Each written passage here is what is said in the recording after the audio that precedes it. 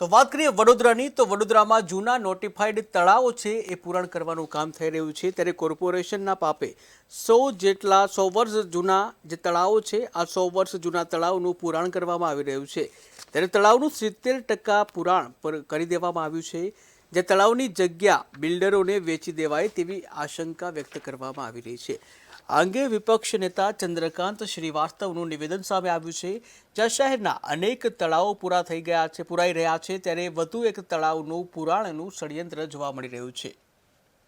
અમારે અહીં બાજુ પાછળ એક તળાવ નાનું આવેલું હતું અને અમે જોઈ રહ્યા છીએ કે તળાવનું ધીરે ધીરે પુરાણ થઈ રહ્યું છે, જે યોગ્ય નથી। જ્યારે સરકારની યોજના છે કે જળ સંચય કરીએ અને એના પાછળ લાખો રૂપિયાનો કરોડો રૂપિયાનો એ ખર્ચો કરી રહ્યા છે, તો મારું માનવું એવું છે કે જો એ ખર્ચો કરી રહ્યા છે તો પછી અહીં આગળ આ પુરાણ શા માટે કરી રહ્યા છે? જો અહીં પાણીનો સંચય થાય તો એ આજુબાજુ રહેતા નાના મોટા પ્રાણી પક્ષીઓ બધાને કામ આવી શકે છે અને વરસાદ વધારે પડે તો પાણી અહીં ભરાઈ રહે તો એટલું સિટી પર જળ જે જોખમ ઊભું થાય છે એ પણ ઊભું ના થાય એમ, બરાબર છે। તો મારી સરકારને અને કલેક્ટરશ્રી અને સર્વે જે બી કોઈ લાગતા વળગતા છે તેમને નમ્ર નિવેદન છે કે આ જે પુરાણ થાય છે એ પુરાણ થતું અટકાવે। પહેલી વાત એક વાત સમજી લો, આ સર સયાજીરાવ ગાયકવાડની નગરી છે અને સર સયાજીરાવ ગાયકવાડને આ શહેરને વસાવવા માટે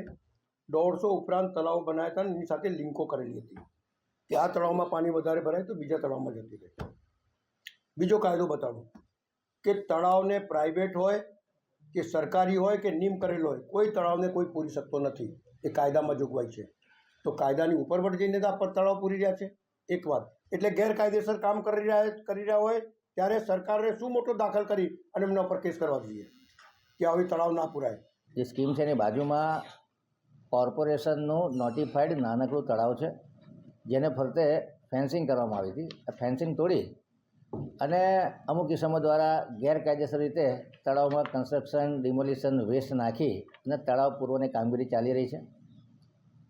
જેની માહિતી મળતા તાત્કાલિક એક્ઝિક્યુટિવ એન્જિનિયરને કડક શબ્દોમાં સૂચના આપી છે કે ઇમિડિયેટલી ત્યાં આગળ સીસીટીવી કેમેરા લગાડી અને એરિયાનું મોનિટરિંગ કરવામાં આવે અને કોઈ ગેરકાયદેસર રીતે કન્સ્ટ્રક્શન ડેબ્રિસ નાખતું હોય તો એને દંડનીય કાર્યવાહી કરવામાં આવે। વહેલામાં વહેલી તકે